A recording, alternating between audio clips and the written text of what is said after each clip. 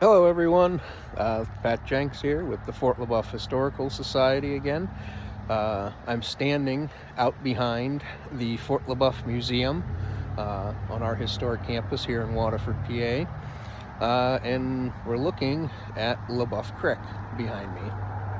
And this is a little bit, a nice little break from the winter weather right now, so I wanted to come out here and shoot a quick video showing what the creek looks like now, and take this unique opportunity because it kind of is a little bit like early March weather right now.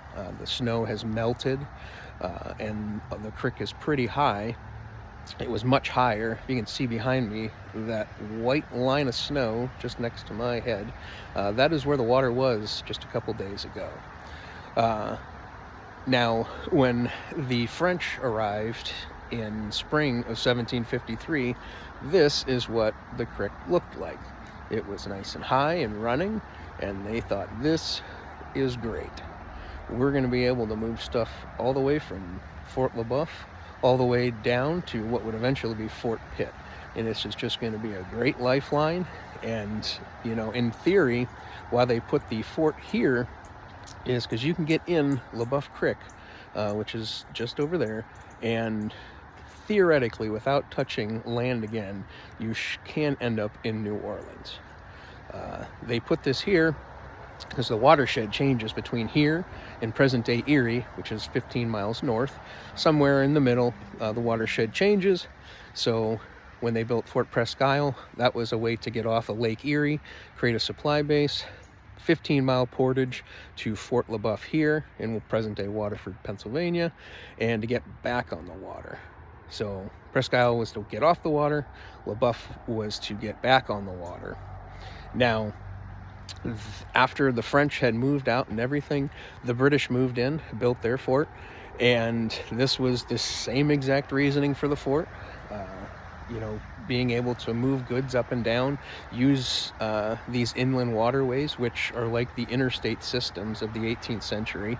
There weren't a lot of large road systems. You had a lot of trails from Native Americans, but nothing really that you can move large quantities of goods and men across, especially if you were an army. So these inland waterways were like the interstate systems of the time. And then this would also continue in the 19th century, when this would become an American post, and the town of Waterford would start developing. The waterway would be just as essential. There was warehouses and everything lined up along the creek. There was mills all along from here all the way moving north.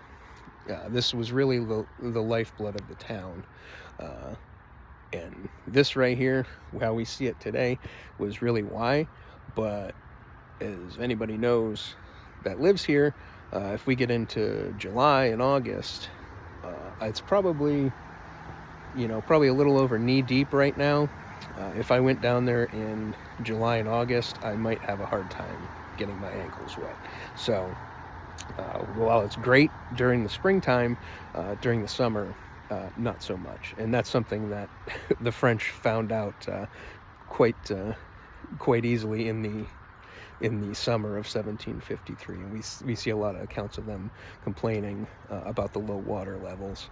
And the next year they would actually have to build a road to go around this upper part to be able to move men and goods when the creek was down.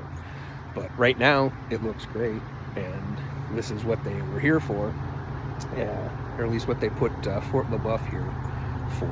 And so thanks for taking a minute to stop and look with me, and we hope everybody's gonna stop out and see us. If you look behind me, this is all the back area of the Fort LeBoeuf Museum, and this is an area that we keep improving over time, because we have encampments down here,